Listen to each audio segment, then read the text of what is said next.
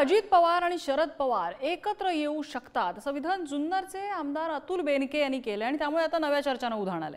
शरद पवारांनी यानंतर बेनकेंना फटकारल्यानंतर आता अजित पवारांच्या राष्ट्रवादीचे आमदार एकत्र येण्याची इच्छा व्यक्त करतायत। यात विधानसभा निवडणुकांपूर्वी नवं राजकारण रंगणार का असा प्रश्न चर्चेला जातोय। अजित पवार यांच्या राष्ट्रवादीचे जुन्नरचे आमदार अतुल बेनके यांनी शरद पवारांची भेट घेतल्यानंतर नव्या चर्चा रंगल्यात। खासदार अमोल कोल्हे यांच्या घरी शनिवारी शरद पवार आणि अतुल बेनके यांची भेट पार पडली।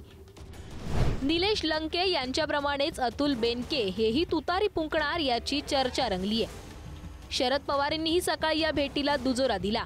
मित्राचा मुलगा असल्याचं सांगत त्यांनी यावर फारशी चर्चा नको असंही सांगितलं। या भेटीनंतर अतुल बेनके यांनी अजित पवार आणि शरद पवार एकत्र येण्याची शक्यता वर्तवली आहे। याबाबत शरद पवारांना विचारणा केली असता कुणाला किती महत्त्व द्यावं असा प्रश्न विचारत बेनकेंना फटकारल्याचं मानण्यात येतंय।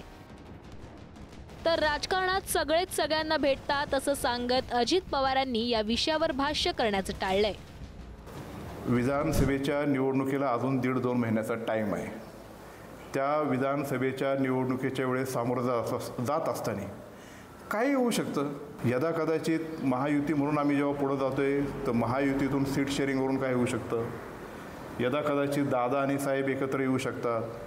म्हणून त्याच्यावर मी एक छोटा घटक आहे। मी फक्त 288 पैकी जुन्नर तालुक्याचा एक लोकप्रतिनिधी आहे आणि म्हणून पुढं जात असताना काय होईल आता मी कसं काय सांगू शकतो। काय म्हणजे भेट घेतली म्हणून काय झालं काल नाही असू दे ना। आज आम्ही पण अनेक आमदार माझी पण भेट घेतात। त्याच्यावर ह्यांनी भेट घेतली त्याने भेट घेतली त्याच्याबद्दल तुम्ही बेनकेंना विचारा ना की आपण का भेट घेतली।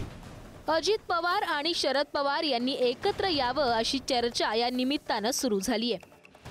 अजित पवार यांच्या राष्ट्रवादीच्या इतरही 2 आमदारांनी एकत्र येण्याची इच्छा व्यक्त केली आहे।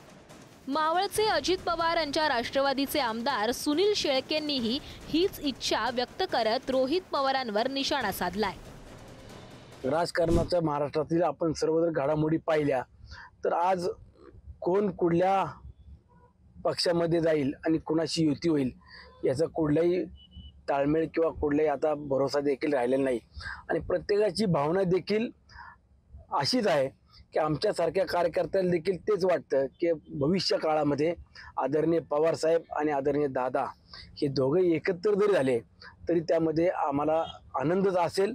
आदरणीय पवार साहेब आणि आदरणीय दादा यांनी एकत्र यावं ह्या गोष्टीचा आम्हाला नक्कीच आनंद होणार। काल जे अतुल बेनकेंनी मत व्यक्त केलेलं ते त्यांचं वैयक्तिक मत आहे। त्यांचंही मत तेच आहे की राजकारणात काय होऊ शकतं। उद्या अजित पवार आणि दादा एकत्र येऊ शकतात, पवार साहेब आणि दादा एकत्र येऊ शकतात। तुमचं मत काय? माझं पण वैयक्तिक मत तेच आहे। आदरणीय पवार साहेब आणि दादांनी एकत्र आले तर नक्कीच महाराष्ट्राचा कायापालट किंवा महाराष्ट्राचं चित्र पालटेल। यावर अजित पवार यांच्या राष्ट्रवादीचे मंत्री धनंजय मुंडे यांनीही विधान परिषदेच्या निवडणुकींचा उल्लेख केलाय। अजित पवारांच्या उमेदवारांना 7 जास्त मतं कुणाची मिळाली असा प्रश्न विचारत नवे संकेत दिल्याचं मानलं जातंय। राष्ट्रवादी काँग्रेस पक्षाच्या दादा गटाचेच आमदार कुणाच्या किती हाताला लागलेत याबाबत तुम्ही माध्यमं निवडणूक लागायच्या अगोदरपासून उतावीळ झालेले होतात, पण आपल्याला निवडणुकीच्या अंती कळालं की आम्ही होतो 42 आणि झालो 49। आता ते राहिलेले 7 याची चर्चा आपण कुठं करत नाही तर आपण कधीतरी ही चर्चा 7 सुद्धा कुणाची आहे ह्याची चर्चा आपण केलं पाहिजे आणि ती चर्चा केली तर आमच्यावरचे जे असं वारंवार प्रश्न विचारत आहे त्याची उत्तरं तुम्हालाच मिळतील। अरे तो त्यांचा अंतर्गत प्रश्न आहे, मग मी कशाला दुसरे काय घर में क्यों झाको। दुसऱ्या 2 आमदार अजित पवारांचे असं म्हणतात की शरद पवार अजित पवारांनी एकत्र यायला पाहिजे, त्यांची तशी भावना आहे। तुमच्याबद्दल याबद्दल तुमची काय? माझं काही मत नाही। त्यांनी एक वेगळं घर घेतलंय, त्यांना माझ्या मनापासून शुभेच्छा आहेत। की पवार साहेबांनी स्पष्ट केलेलं आहे की वाईट काळात त्यांच्याबरोबर जे राहिले त्यांना विश्वासात घेऊन त्या बाबतीत निर्णय करू। आता काही काल एक 4 दिवसापूर्वी पिंपरी चिंचवडमधले बरेच नगरसेवक हे आमच्या पक्षात आले, बरीच लोक पक्षात येत आहेत आणि अतिशय चांगल्या पद्धतीचे कार्यकर्ते नेते परत यायला लागले.